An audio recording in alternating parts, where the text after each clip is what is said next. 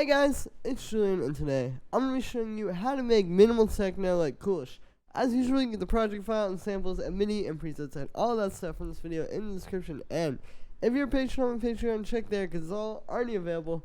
And yeah, let's get started. So, this loop here in the intro, we're at 125 BPM.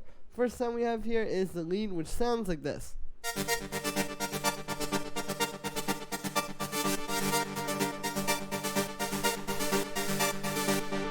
So what's going on here is this is just playing this sort of pattern. It's based around a G minor chord. So you can see, like, we have up here A sharp. That's part of the G minor chord. That's the minor third.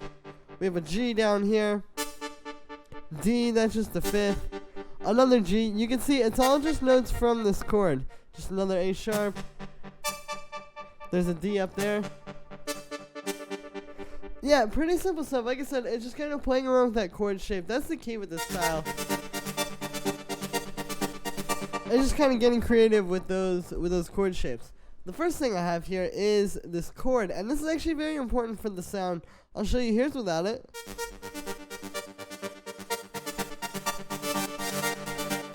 And then with it. So what's happening here is I'm adding an extra octave on top of every note, as well as a fifth. And you can hear it's making the lead a lot bigger. So this is important. It's kind of like a nice way to make the lead a bit more interesting. You know, it makes it not just like a monophonic saw wave just playing the whole way through, but it's kind of like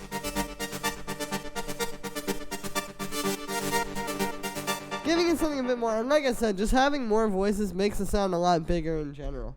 Now for the sound on this one, I'm mainly using analog. What we have here is one saw wave going into a low pass filter, which has an envelope set like this. You can see I've automated the filter frequency, and then I've got that going into this amp envelope, which is set like this. I'll show you. So basically, we have a lot of automation here. You can see we have the automation of the decay and the attack on the amp envelope, and then also on the filter, you can see I have some automation. And actually, I have even more here.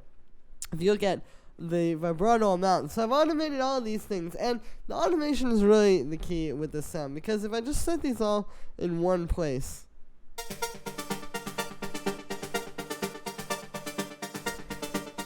you can hear it really doesn't have as much life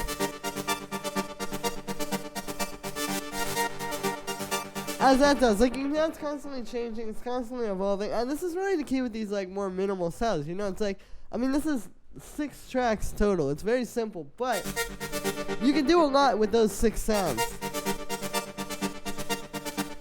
And so that's kind of the approach there. So that's what I did. Like I said, I've got the amp envelope set like this, and then we're automating the attack and the decay, and also the filter frequency, and even this vibrato amount. So I also have the vibrato on a little bit there, and then we're just automating that.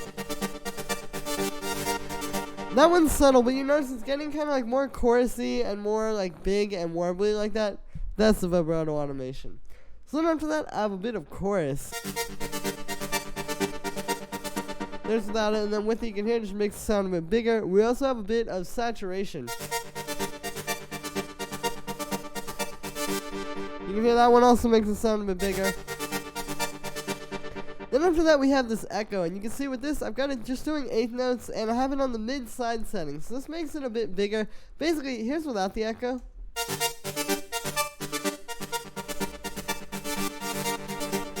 And then with it, so you get those constant repeats, as you can hear, and that really makes the sound a lot bigger. Now also this mid-side mode helps a bit. If I set this to stereo, and all of a sudden you hear, like, when I switch it to mid-side, it starts sounding a lot bigger. It's just like a wider delay. After that, we have a bit of reverb. Here's without it. And then with it, so this one's really subtle. It's a super short reverb. I got the size there and the decay time there.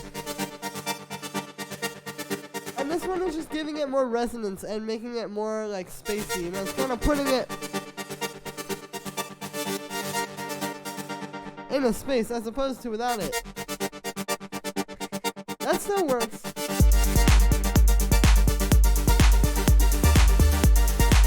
But I feel like adding that little bit of space just makes it really like full and a lot bigger sounding. After that, we have a bit of drum bus. Speaking of making it full and bigger sounding, here's without that.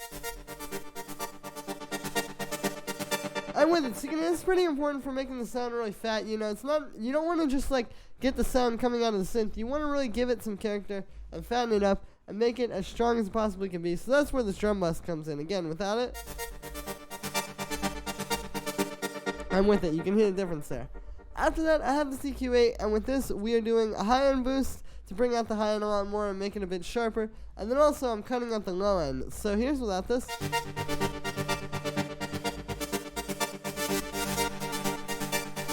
And then with it, you can hear this is just kind of improving the clarity a bit. It's kind of like the HD filter, as I always say. And then the last thing we have on here is just a little bit of side chaining. You can almost not even hear this, like if you're not really listening for it. It's not the sharpest side chain, but I did notice this in a few of Cool's tracks. That like if you side chain this, you can get it a little bit stronger. Like the side chain kind of helps to keep it under control a little bit more, so it allows you to turn it up more and have it be louder than it would have been without the side chaining. And it's just kind of like optimizing the sound like that. And yeah, that is it for the lead. The next thing we have is the kick, which sounds like this.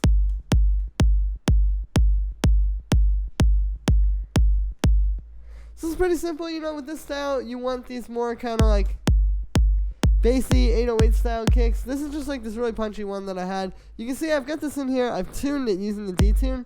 So you can see it's tuned to G. That's the key we're in. And yeah, that D tune is important. If I turn it off, you can see like it's almost a completely different note. The tuner can't really pick it up. And you can hear that clashing with the bass a little. But if I tune it,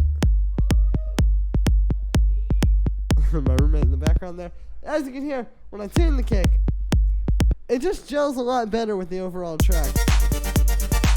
Like the low end, it's able to make the low end a lot fatter and more powerful. This is very similar to like, or it's a similar idea to like why I sidechain the lead. It's like stuff like this that just kind of optimizes it and really makes it like the best possible. So then I have that going through a saturator and a drum bus. These are both doing pretty much the same thing. They're just kind of working together. Here's without either of them. With the saturator, fattening it up a little. And then the drum bus fattens it up all the way. And with the drum bus, I also have the transients turned up a little bit. So this is just like, if you don't know, transients of a sound are basically just this little part right at the start where the hit is. This is just taking that and just making it hit a bit harder. So that is it for the kick. The next thing that we have here is this little bass tom thing, which sounds like this.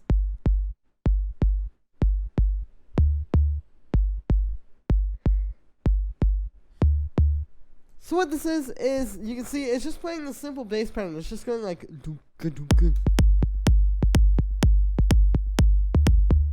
It just plays G the whole time through, the root note of the key we're in, and then at the end it goes up to D, which is just the fifth. So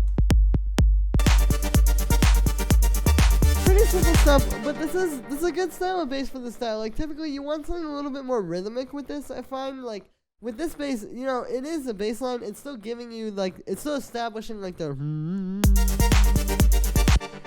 root note. But it's very rhythmic, like I said. And, I mean, this track is very simple. If you listen to the percussion on its own, it's just really the kick, the hi-hat, and the clap. And the lead does have a lot of rhythm to it, but it's not really, like, establishing the rhythm of the track like that. So that's where this comes in. And like you can hear, like, I'll make, like, let's say we just make like a simple respace or something like that. Let's use analog. It's not gonna really work as well. Like if we just have like,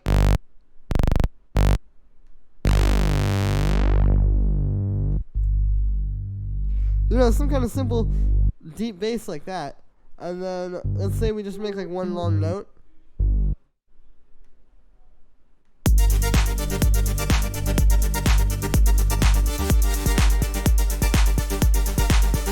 You can hear it's a big difference. So you definitely want like a very bouncy kind of rhythmic bass with this style. So what I've got for the sound on this one is it's made using operator. It's really simple. All this is just a sine wave with a short plucky envelope, and then I have it going into a pitch envelope. Also, the pitch envelope just makes the hit a bit harder. This is important because if you don't have that, it's not really going to contend with the kick that well. Like, you'll just hear the punch of the kick. You can hear that bass isn't really cutting through that much. But then when I add that pitch envelope, it gives it like enough of a hit that it's not powerful enough to contend with the kick, like I said. And then also have a bit of drum bus on there, just kind of fattens it up, makes it sound less like a synth. You can hear the difference there.